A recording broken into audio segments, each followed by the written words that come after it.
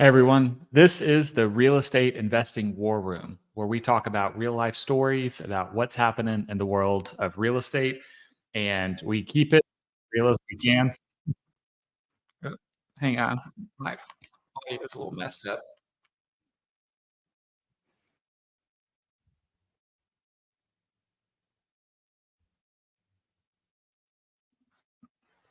All right, we're gonna do it without the headphones. Um, Anyway, so today we're going to go over asset management from the trenches. So what that means is that there's just a lot of stories that happen when we're doing real estate. It's some of it's portrayed on that HGTV show pretty well about how they can come over with a couple of problems along the way when they're renovating properties. But in real life, a lot of these situations happen all the time. So I want to share with you guys what we're seeing, and I'll do this on a frequent update. Probably once a month is a good time frame for me to share with you what happened in the last month. But I'll tell you, I haven't done one of these yet, and so we've got my whole career to go over. So good, couple of years worth of material here. So what I've been doing most recently, I think most of the stories happen over at our Canyon Lake short-term rental property for a couple of reasons. I mean, the first one is it's short-term rental hospitality, and so when you have guests coming in and out every day, you're just dealing with a lot more people. And so you have a lot more interactions with strangers where things could go extremely well or extremely bad. And on top of that, that's probably our biggest, heaviest lift where we turned the whole property from essentially a mobile home park into this boutique hotel short term rental community. And there was a large amount of construction and repositioning that had to happen around that.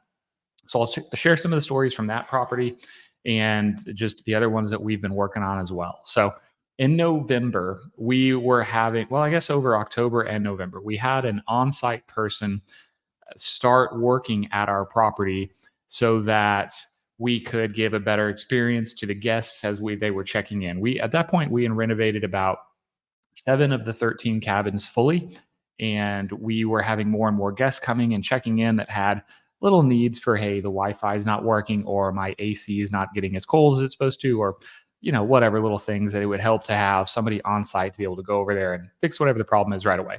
Well, as it turned out, there were guests that would feed local cats. And so more and more often we would see these cats congregate at our property. And so the on-site team that was there was a little nervous that the guests would be bothering, or that the cats would be bothering the guests.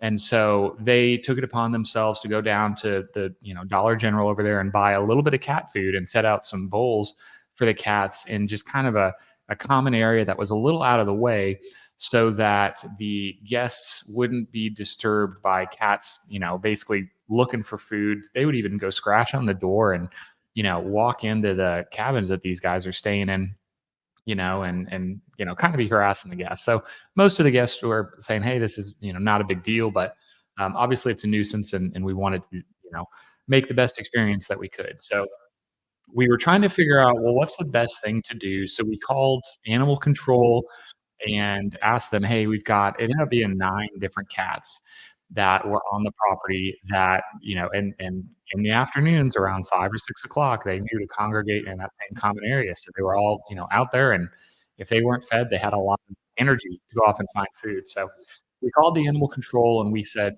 "Hey, what do you guys recommend that we do about a situation like this where we have these cats coming out here? Can you guys just come and bring a box and a net and catch them all and then take them all with you guys?" And animal control said that they don't actually do that. What they recommended was the appropriate thing was that we go off and we buy cages to catch the cats.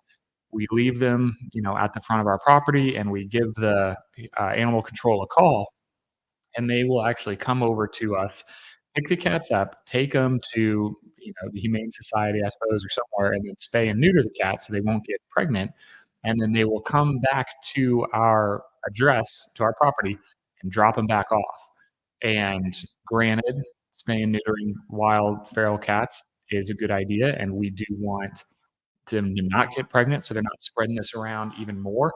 But it doesn't solve our immediate problem of, well, the cats are still here, they're still hungry, they're still gonna be bothering the guests. So we asked them, put them up for adoption, or what's really a better protocol than just dropping them back off with us? And they said they can't do that. We called the Humane Society too. They said they were full. They couldn't take any more wild cats. I guess they just have so many coming in right now that they don't have any more room for any new ones, and they didn't have any other options. So, we talked to our partners about what's the best way to handle this, and essentially what we came up with was to go.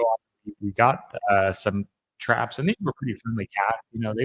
They'd walk up to us because they knew we were feeding them. But we got some carrying crates and a couple of traps, and so we would gather the cats. Out of the nine, we actually ended up keeping one of them, to help find some of the mice and rodents and insects that were wandering around the property.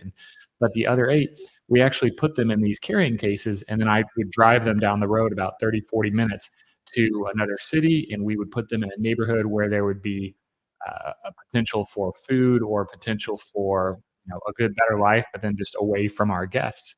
And we really did reach out to all the authorities that we could, and they didn't have any solution to doing this. And we felt like, hey, this is the most humane thing that we could do, is just relocate these cats, to some other area where they can be in a good spot to fend for themselves, or kind of be away from wildlife and coyotes getting to them.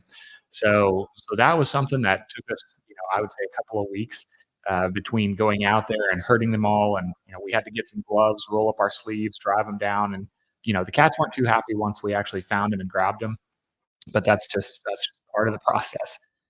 So it literally was herding cats when we were out there. And yeah, luckily we've dealt with that. But when you're going to real estate school learning about investing, they don't tell you about any of these little problems where you're going to have to get your hands dirty and get out there and solve the problem. So that was one of the things that we did out there. Another situation that came up on our Canyon Lake property, this was over the summer. I want to say it was around July, August timeframe. We were doing a lot of construction on the property at the time, and we had contractors out there that were working, but they were working at a medium pace, and they were doing upgrades and renovations. But we really just this was before we brought on our on-site guy to be there all the time. We really just needed somebody that we could call that could help out with HVAC, maintenance, little repairs, maybe a little bit of plumbing or electrical work, just a general handyman that could do a little bit of everything. And we didn't need them all the time, maybe 10, 20 hours a week, just kind of when guests would have a little maintenance request that they could come out there and fix it, or when it's something we didn't want to distract the construction crew from, but we did need the work taken care of. So we would have, we put out a post in Canyon Lake on their basically Facebook marketplace or group where they're saying, "Hey, we're out there, and we're looking for people that can come out and be handymen." And we probably got like 20 people that had applied for us. We called them all, looked at their references, kind of checked their track record, and said, "Okay, yeah, these guys, seem like they're legit." And then we interviewed them, and we just asked them enough questions to figure out what their experience was, what they worked on, what they're comfortable with, and kind of like anyone else, they're like, "Hey, let's start them off, see what they're comfortable, what they can handle, and then if they're good at their jobs, we'll keep them on. We'll keep giving them more work, but obviously within the first week or two, if they're not good at their job, we're just going to let them go." So there was a guy that came, and he was only looking for $25 an hour, and that's typically what we had paid a lot of these other maintenance and renovation guys when they're kind of local to the area, and it's more low skill labor that they're out there doing. These bigger companies might charge you $50 to $65 an hour if they are professional, branded. They've got a lot of overhead, but if you're just needing a body on site, just doing some basic tasks, 25 an hour is kind of where we've seen the price be. And that's where this guy lined up, and he was local to Canyon Lake. He was probably 8-minute drive from the property. You could pop over there anytime, and was just kind of looking for some work over the summer. He got laid off from his previous job a couple months before, and it wasn't going to be his whole career, but he just wanted something to do in the meantime. So we brought him on, and he ended up working for us for a couple of weeks, and he did decent work. For 25 an hour, you kind of get what you get. And but he would come over as needed. We'd call him. He'd pop in, and he was doing the repairs and doing the upgrades here and there. So it wasn't a ton, but 10, 20 hours a week. Well, after about 3 weeks of him being on site and doing these repairs, my partner Leighton had noticed some of the tools had just gone missing, and a bunch of like chainsaws, hammers, uh, you know, a couple appliances, toolboxes, probably about $1,500 worth of stuff had gone missing. And this is a big construction site. There's 14 cabins out there, and we've got a bunch of storage, so it's easy for things to potentially go in a spot that they're not supposed to and just be misplaced for a little bit if you're not keeping good track of it. And so that's kind of what had happened after a couple of days. We noticed, hey, where are these things? We check every storage, we check every cabin, making sure a guest hasn't somehow stumbled upon it or moved it. And so we rounded up the whole crew. I think we had like 12 guys on site working and said, hey, who's anybody moved this or whatever? Well, you know, we couldn't find it. Looks like it had got stolen. We were calling that new guy out in Canyon Lake to say, hey, have you heard anything? He wasn't responding. He wasn't answering his messages or anything. And so it was pretty obvious to us at that point that, hey, he um, was the one that had done it. Even one of the other guys said that they saw his truck over at our site when he wasn't necessarily supposed to be on site, just kind of back behind one of the cabins, presumably gathering all this stuff. Well, so anyways, we launch out and we're looking at Facebook Marketplace, Craigslist, and a couple of those places just to see if we see anything. And sure enough, like one day later, we see a bunch of posts with all of our tools from the same dude on his Facebook profile, and he had taken the photos of the tools in our cabins. We recognized our back porches, we recognized our countertops and our cabinets combination. So this guy apparently was dumb enough to, steal from us, post it on Facebook Marketplace right away with photos that he took while it was on our property. Now, as the easiest thing to prove it, this was our stuff that was stolen. And so, we immediately alerted the cops to say, hey, here's what's going on. We had called this guy, here's all of his information, you guys go out there and handle it. And we told all our construction crews, hey, if you guys see this or do know what's going on, like this guy definitely stole our stuff. If you ever see him around, like let us know, let the cops know, and they'll help take care of it. Well, this guy was just dumb enough that even though we had called the cops, they weren't able to find him for a little bit, and they were going to start tracking him down. And so then the next day, he does the dumbest thing, still not answering his phone from us, obviously, but he comes back to the property with his truck and parks behind a different cabin and gets out of the truck. And before he gets too far, there were a bunch of our construction workers that were still there. I mean, this was in the evening. It was at night. It was probably about 8:30 at night. So he assumed that nobody was over there working anymore. And the other people that were the construction workers, they stayed there in one of the cabins that was not renovated yet. And so they were doing the renovations during the day, and then at night they would just sit on the front porch and they saw this guy's truck coming up and parking behind the property. And they kind of they called our partner Leighton, they called me, and they called the cops, and they said, hey, this guy's right here, you guys need to get over here right now. And there's 8 of them, just ran over there, jumped on the guy, held him down, and needless to say, beat him up a little bit because they were really protective of our site and our property, and they didn't want a bad reputation from us as the owners giving them good work. And so they really helped get that guy held down, and they took his keys and they just threw him so he couldn't get here. And then probably 15-20 minutes later, the cops ended up coming back to the property. This is about 9:30 at night. Our partner Leighton gets over there as well just to be on site, and this guy had a bloody nose and just kind of had all over the place. Looked like he didn't have a good end to that fight when everybody else was beating up on him. And the cops took him away and put him in handcuffs, but then they had to put him in a stretcher as well and take him, I assume, to the hospital. But he went to jail and he was in there. I mean, at least a couple of months before he was let out. Wish it would have been longer, but we were able to recover probably about $900 worth of our materials and tools. Like we didn't get the whole 1,500, unfortunately, but that guy definitely learned his lesson. Hasn't been back since.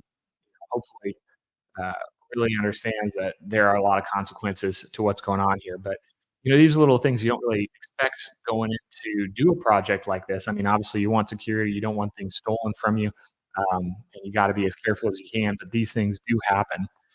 throughout the property. I'll say it even affected me personally. I was on site at one of our properties in Gonzales, and this was after we had owned that apartment complex for about a year. Gonzales is an okay town, but just with everywhere when you're, especially when you're working in C-class apartment complexes, there tends to be just a little bit more crime in some of these smaller towns where you're working with probably the cheapest rents in town.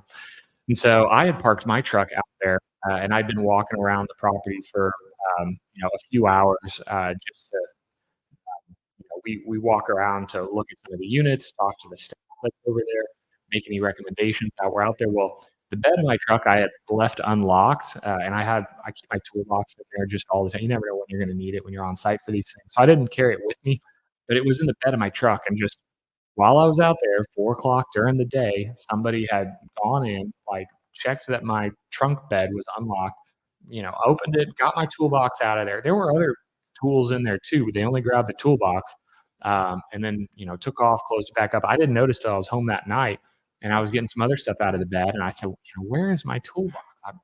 I'm missing this thing," and, called my partner, "Did I leave it at the property? Did I leave it anywhere?" And, "Nope, nope." So, and we didn't have cameras installed on the property at that point, and so, just we didn't know who it was, but somebody ended up taking my personal toolbox. I probably had, $500-600 worth of tools in there.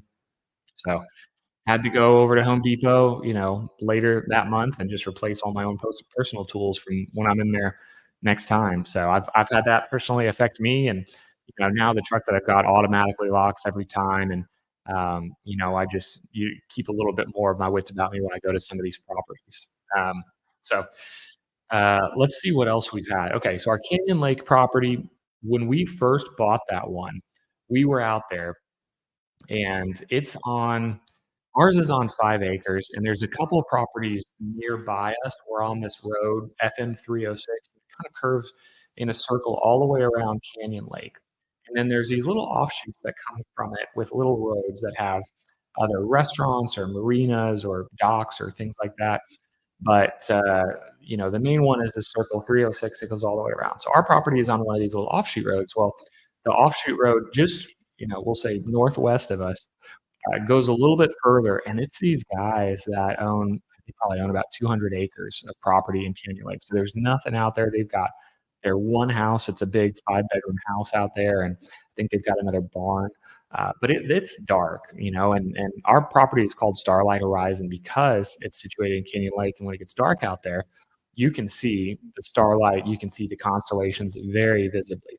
We're a dark skies community, so we don't even give off a whole lot of natural light intentionally. We've tried to keep it dark so that you can maximize the benefit of seeing the starlight going on in the area.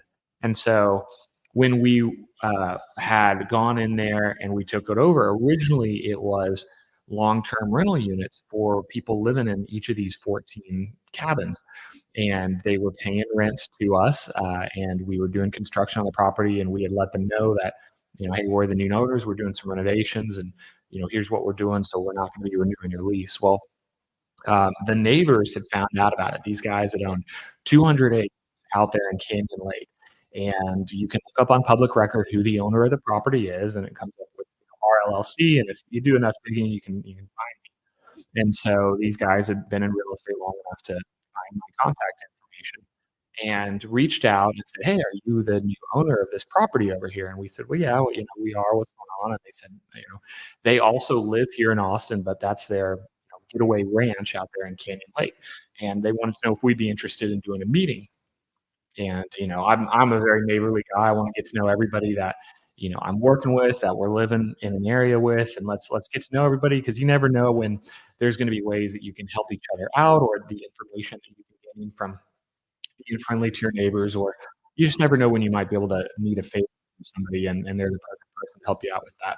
So we ended up meeting at a coffee shop here in Austin. Super friendly father-son team. They've been, father had been in real estate for like 35 years or something like that. He'd been training his son. He'd already been in real estate, at least 10 years, from when he was probably 16. And so they were telling us they wanted to protect the dark skies community that they had out there, because they said, if we're coming out and we're going to, demolish the whole thing and build, there's no building or zoning codes out there in Canyon Lake. So we could really build whatever we want, like a big hotel or a high rise or something. And So they just wanted to see if we come out there and we put all this light, it's going to mess up the whole community for them and for all of our other neighbors. And they just wanted to say, technically it's within our rights to do whatever we want since there were no zoning codes, but they just really wanted their voice heard about not disrupting the local community. And we said, hey, we're at the same place. We're right there with you. We want to preserve what's so special about this, being able to see the stars and the constellations, be out here in nature, and not make it feel like a little Austin.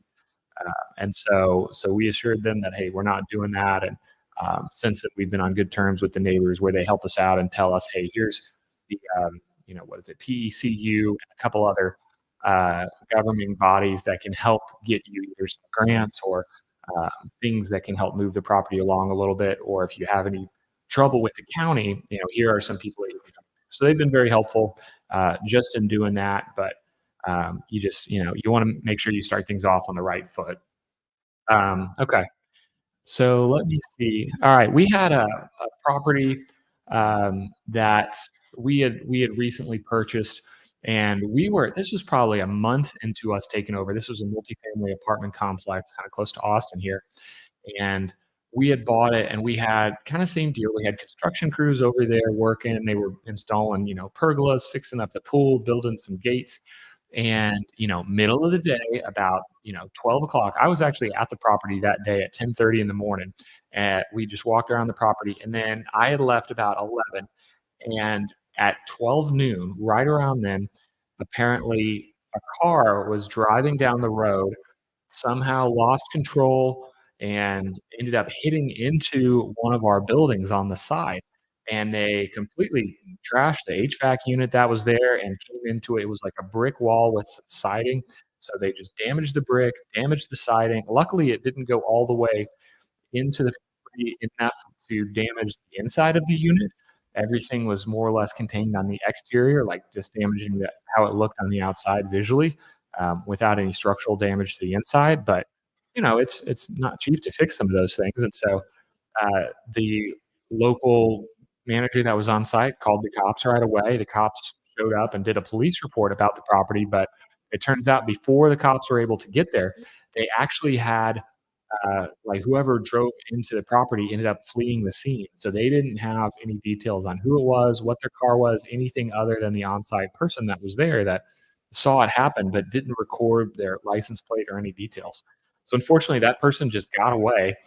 And with our property, this is why you typically have insurance. And if you have a house, you'll have, one, two, $3,000 deductible. And for something like this, you do want to file, even if you meet your deductible, you'll have the insurance there for the rest of the year that can go and cover any further losses from that. Well, on buildings that are this big and this expensive, an insurance loss really has these deductibles are $20,000 to $25,000. So this person they probably did about $8,000 of damage, but without knowing who it was, we really had no way of tracking them down or doing it. And we filed for our insurance that would raise our insurance rates, and it wouldn't even get close to our deductible. And so that's just a cost that we have to end up eating. And I guess the lesson from that is, getting security cameras installed as soon as you can so that you can have visuals on who's coming in and out of the property.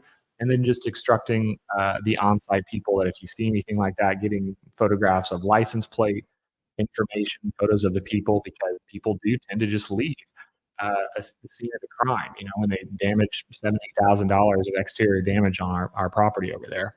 For what it's worth, we were going to replace that HVAC unit anyways, and there were other repairs we're doing kind of similar to what we did on the exterior, so it was not an additional cost. Like we had already built some of this construction into our repair budget, but you want things to go a certain way, and having a car wreck into your property is never fun.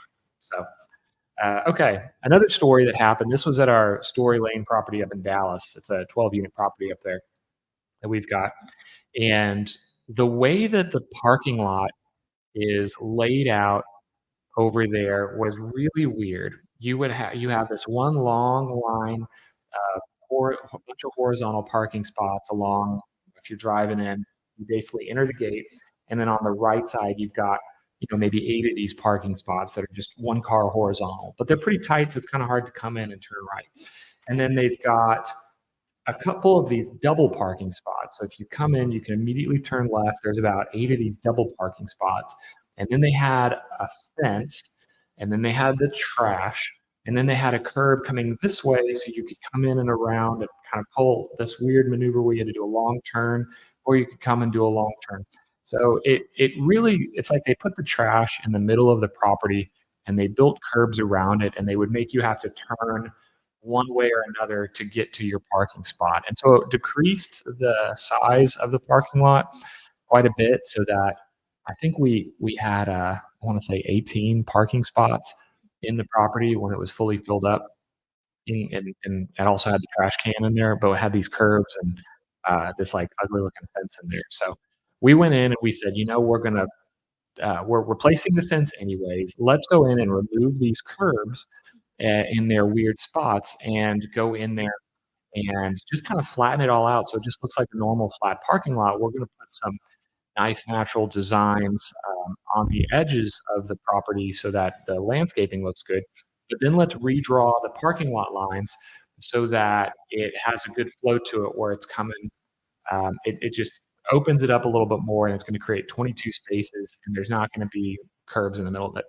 So that's what we told the contractors to say, hey, here's what we're looking to do. They gave us bids. There's a different guy that removes the curbs and flattens it out with new concrete.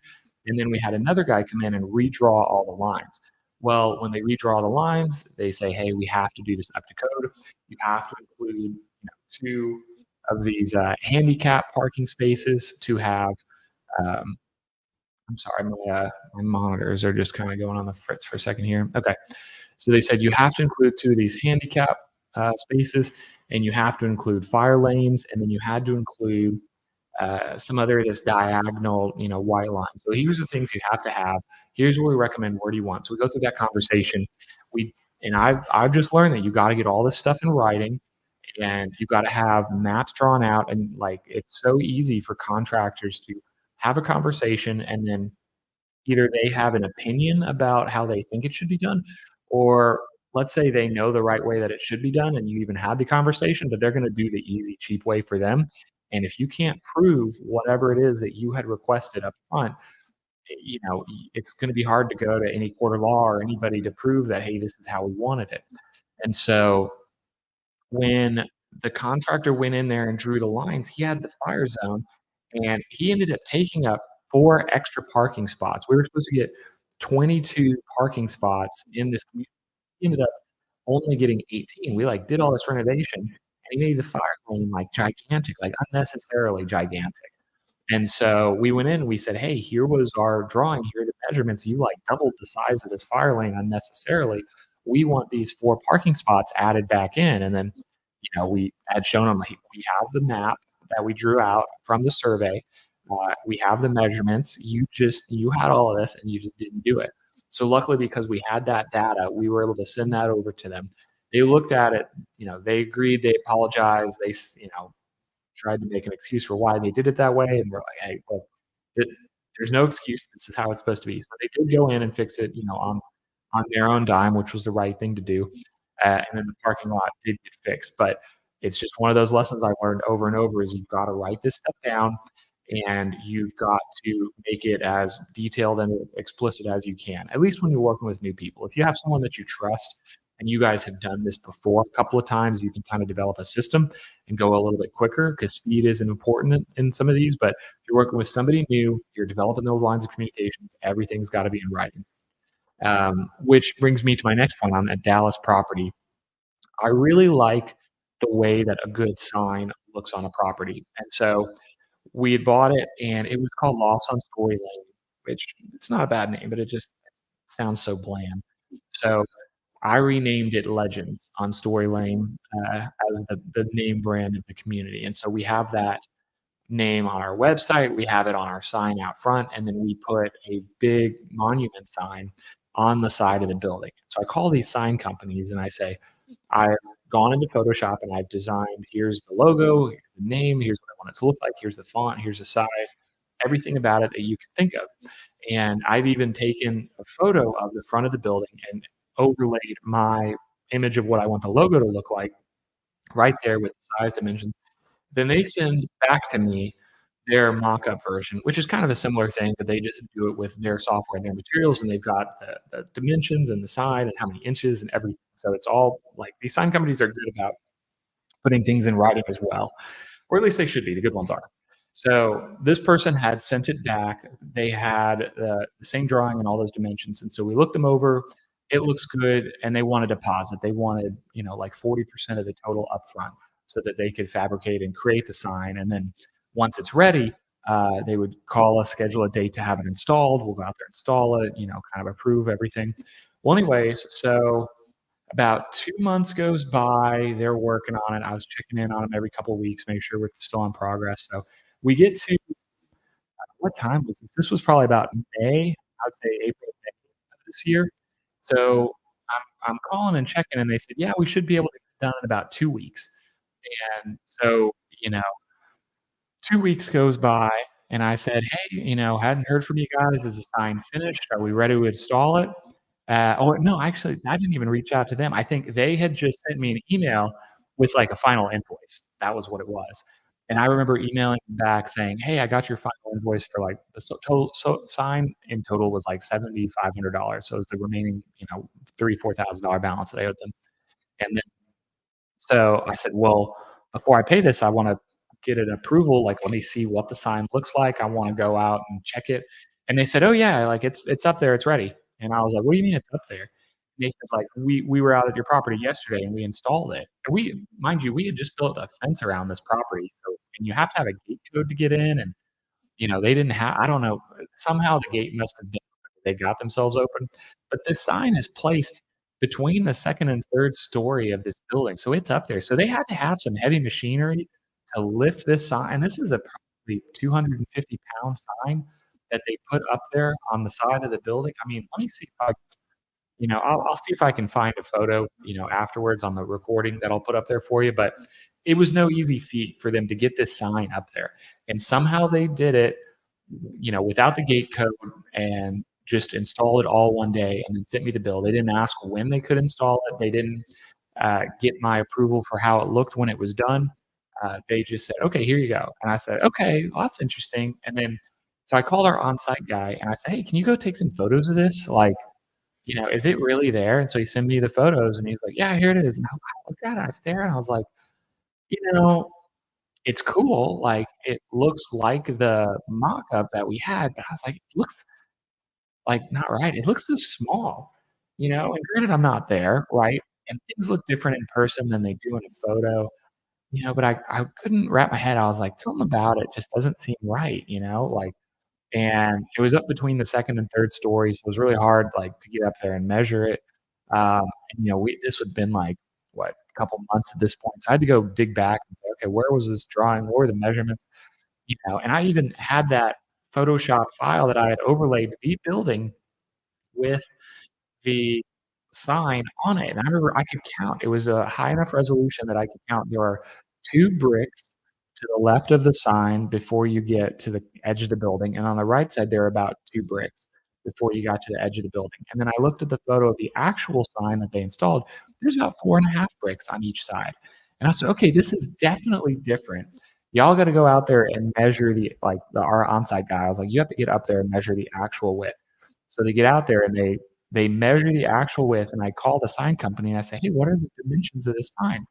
And they end up sending it to me, and they said they had gotten it to, like, 72 inches. And I said, "Well, here's our original agreement that said it was supposed to be 90 inches."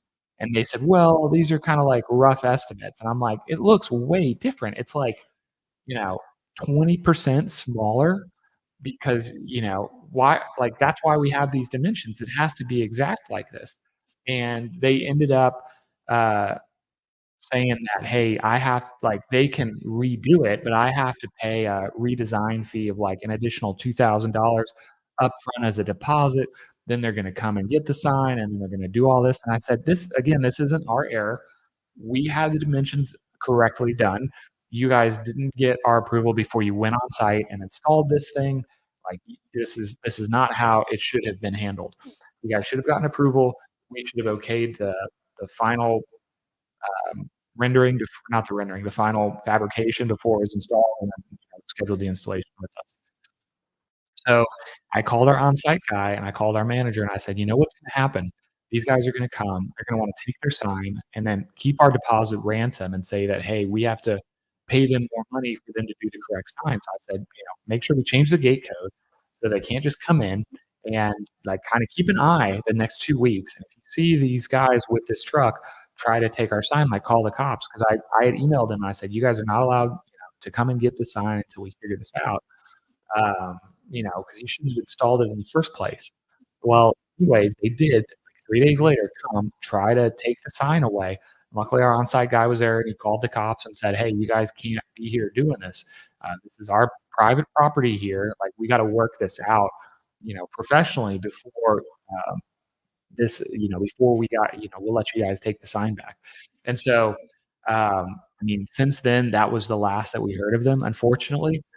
At the end of the day, I would have preferred to have a sign that was the correct size and length. This one is a little small, it looks a little worse, but, because we were able to move forward on it, essentially at a discounted price because they were just messing with us, and they didn't end up honoring their side of the contract, and they just called it off halfway through, but they had already installed it. Um, it was difficult to do, but again, it's one of those things where you have to get all this stuff in writing, and you have to have it explained over in as much detail as you can so that when there are these little errors that come up and it can be a better solution than he said, she said, who's in charge here? It has to be, well, what were the documents that were said? What was agreed upon? And the difficult part about all of this is until you've had some of these problems, it's hard to know where the potential problems could come up. So you could almost over document everything, and in some ways, you should almost over document everything, or ask as many questions as you can, or really, have them in. Say, hey, here are the things that you need to be checking. But that was something that happened on our property up there in Story Lane up in Dallas. So I've got another story from our Canyon Lake property, Starlight Horizon. So we had owned the property, and as I had mentioned earlier, we took it over, and it was fully occupied, 14 cabins, and people were living in them. They're 3-bedroom, 2-bath cabins, so you had, either couples or families, and these people were not the kindest to the property. They were nice enough to us, but, they were some of them were hoarders. They just had a bunch of junk sitting all over the and so we had, gone in and started renovating 2 or 3 of them already, and we were upgrading them. And it was interesting because when you start upgrading units, everybody in the community talks, and they say there's new management, there's new ownership that came in. Now I wanna peek inside and say, "Well, how does it look now? Like, what's the inside of the property like?" And so they're coming around to our construction crews asking for a peek, and they look really good, and they said, "My lease isn't up for another 7, 8 months, but do you guys wanna come and install, like, those brand new floors and kitchen countertop, all that stuff in my unit?"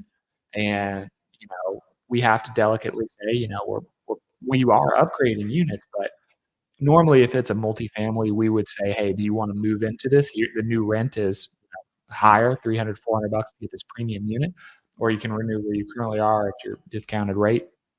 But for this one, it's not a multifamily. We were turning it into a short-term rental community, so we were just telling people politely, "Hey, we're renovating these, and this is what we're doing. We're turning it into a boutique hotel, and so, you guys will have to find housing elsewhere, but we're giving you 3, 4 months heads up. You should have plenty of time to find a good spot, relocate. We'll write you guys wonderful letters of recommendation. Anything you need to kinda help make the process easier for you, we're kinda here to help you out with that, but we are letting you know now."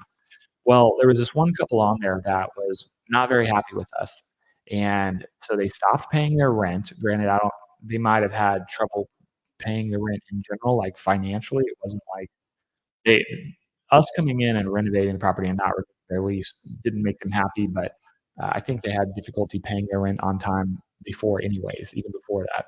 And so when we were over there, they would give us mean looks, they would cuss us out, they would flip us off, and they were the ones that had the longest lease there. I wanna say their lease was up at the end of May, and this was January, February that we were over there still, doing these upgrades, giving people notice of, "Hey, here's when your lease is gonna be up."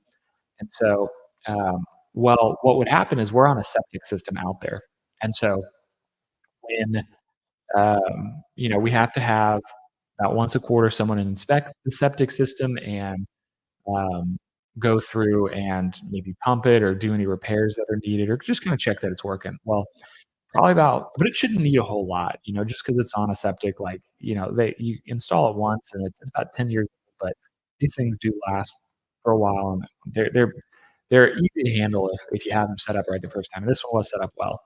And so we would come out there and get a complaint that, hey, the alarm's going off, or there's a clog, or there's a leak, or like it was completely dry.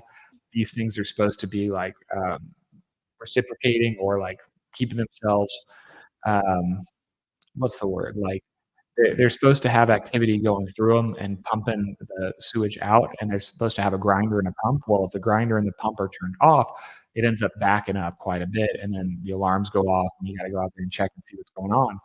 Well, so we would go out there, and it turns out what the problem was. Some of the times we got there like every 2 weeks, and there would be like this one pump that had been turned off, and it wasn't on our main electrical panel breaker. It was like a far away where the septic pump electrical panel breaker was, which was really hidden from the property. Like if you're living in a house or living in one of the cabins, you would not have confused it for yours. It was out of the way. Even then, it's like it's hard to find. It was located kind of behind some trees and, next to the system.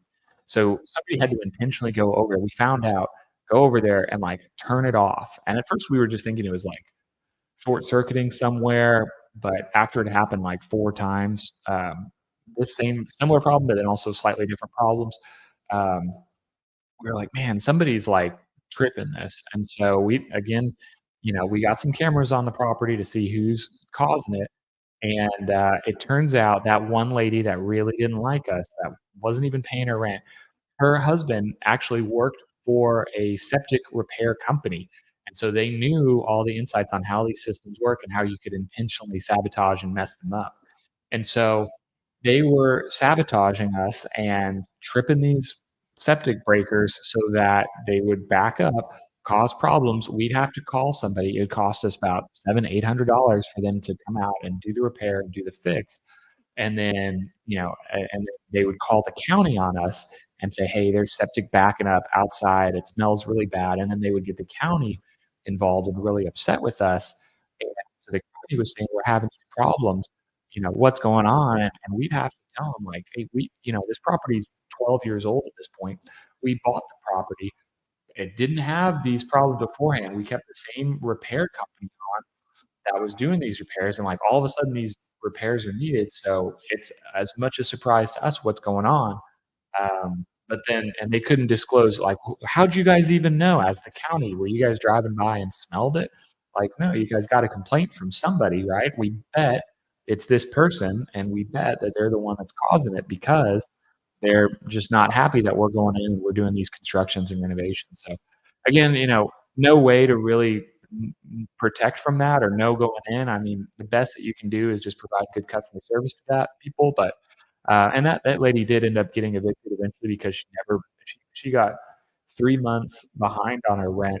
We filed the eviction after they're 1 month behind on rent, but it took another 2 months before she was finally evicted. But just all of these little problems that come up when you're dealing with these things. And so I can't think of any way that we could have handled that better, other than just getting the security cameras up there in more places so we can kind of keep an eye on what's going on with the property in all areas. But if people are intentionally sabotaging us, even if you know who it is, there's only so much you can really do. And so with all these projects, it's a good idea to be a little extra capitalized on some of your construction and some of your reserve budget because there are just problems that will come up no matter what. Let's see what else we've got as far as stories. I've got time for one more story.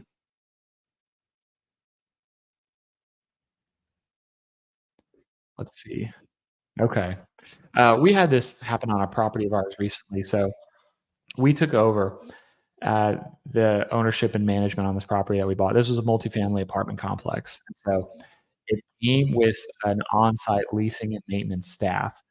And they had been running this property for about 5 years at this point. They were decently good at it, and but kinda like anything, if we're our job is to buy properties that need repairs, that need renovations, that need improvements in some way or another. And so we'll definitely work with the on-site team because they have knowledge of who the good residents are, where the problems are, and if they've got the right attitude and they say, "Hey, we're here to make this property the best that it can be. We just need a little bit of money to help get us there," and that's what the previous ownership wasn't able to provide. Well, money can help solve a lot of problems if you've got the right attitude and the right staff. So we came in and we said, all right, well, hey, we're going to do some of these repairs and some of these upgrades. Well, and come to find out, a lot of the difficulty wasn't because there wasn't money, it was because the on-site staff just wasn't doing the quality of work that we typically expect in a professionally run multifamily property. And the way that they were doing leasing, everything was handwritten leases. People were paying their rent in cash or money order checks, which can be easily lost or manipulated or difficult for, and some tenants prefer to come in and do that, pay that in cash, but it's just easier if you have a digital trail of everything. If people pay their rent online through ACH, you probably get a better clientele of people paying rent, but then you also get a digital trail of where rent comes from. Well, and as far as their rent roll of who was living in what unit, they just had, a piece of paper on their desk for who lived where. They would scratch someone out when they moved out, and we'd write the new person when they moved in. So that is a very difficult way to track, a big multifamily property with lots of people paying rents, and they would have things like in their head, they knew that that person paid 900 a month, but then on their lease, it said 650, and on the document, it said 850, and so it took us a little bit to get all of that properly updated to say, "Okay, what's the amount that they you guys are actually agreed to pay rent on? Where is it documented? And let's make sure we all have this in the right place." So we put it all digital. We teach them how to use Excel and some of these, management software that we've got that handle the leasing digitally, that handle the rent roll, that handle the general ledger and the budget and, all these things like a professional current property management company should. The difficulty was, this on-site team had been doing it their way for so long, and they just weren't really computer literate. They didn't really need to be at that point. Couple that with the amount that the previous ownership was paying them was more than we had budgeted for that type of property. If you get someone that's a little younger, that is computer literate, you can typically get, a good, uh, on-site team for about 25 to $35 an hour for either leasing and maintenance. And this is a smaller property, so it only really needed about 20 hours a week from leasing, 20 hours a week from maintenance. So if you come in and you get those, I mean, that I think we had that budgeted probably around 65, $70,000 for, on-site payroll for the year. And these people, the previous on-site team was getting about 75,000, so they're over our budget, and we could have somebody that would have been much more effective and computer literate for about 65,000. So after about a month and a half of working with them, we ended up telling them that, hey, we're going to have to go with someone on site that's a little bit more experienced, and it's going to be within our budget and has the ability to, work quickly in the system and do the quality of work that we're looking for. And so we gave, 2 weeks heads up. We said, "Hey, we'll give you a little severance to kinda make sure you're taken care of on your way." They found another person to be our combination leasing and on-site maintenance at the same time, came in, and they were very effective. They actually noticed a lot of the quality of workmanship wasn't up to our standards, so they were doing repairs as they should before. Well, when residents would ask, there were a lot of back orders that said, "Hey, our stoves still aren't working. We've got a leak in our bathtub from the upstairs bathtub is leaking into our unit," and they hadn't repaired it for 6 months. So he was getting caught back up on all those things. So there's a lot of catch up that you got to do up front, but eventually you get everything caught back up, and then you're just kind of going. So he was working through that process. Well, about 6 weeks into him working with us on this new property, he was doing well, learning all the systems. Uh, you know, it's hard to really know what the full story is, but the story that he told us was that he had a family emergency and he had to leave, move out of Texas to another state to go be with his family and take care of them long term. And he had to leave his job and he had to leave immediately and he couldn't give any notice and he's really sorry, but bye. And so then here we are stuck with this person who's been working on the property 6 weeks, getting to know the residents. The residents get to know him, and then he's just gone. And now we have nobody working there. We had to get the regional that supervises, about 11 properties in the area to come in and handle the on-site phone calls and handle the on-site maintenance requests. And that's a lot to do to fill in, even if it's temporarily just to get someone in there on a more permanent basis. And so the regional was stepping in. They were doing all this work, but it left us with a bit of a hole. So we put someone temporarily in there. they're doing the leasing, they're doing the maintenance, and we're training new staff to get in there. But it's one of those things that it's just kind of hard to predict when you always expect things to go well or things to go easy, or it's just like, hey, hire the property manager or hire a landscaper or do whatever you need to do. But it's it's a very different world when you get in there and you're actually doing the management day to day because there's a lot of these problems that come up. And if you're not paying attention or thinking that it's easy, these costs can really pile up. But kind of like everything else, be proactive, stay networked, ask for help, ask for mentorship referrals, and find out ways that you can, roll up your sleeves and handle problems as they come. I think the people that do really well in real estate will take on any challenge and just keep working at it until it's fixed and just go into a project knowing that there are going to be unexpected surprises. So buffering the capex budget a little bit, buffering your reserves, working with good teammates and good partners who have the flexibility in their time and intelligence to step in and handle problems that are unexpected is really the best way to go. So if you do those things, you'll be successful in real estate investing. But as a lot of my partners say, this can be a tough job, but it's definitely not boring. So, all right. So this is the war room for today. If you guys liked this episode, if you guys want to ever be on as a guest or have topics that you want us to talk about, send me a direct message and we can get you on the show and discuss some of those topics. Feel free to leave me a comment here and share this on your personal pages if you guys found this helpful as well. Thanks so much. I'll see you next week.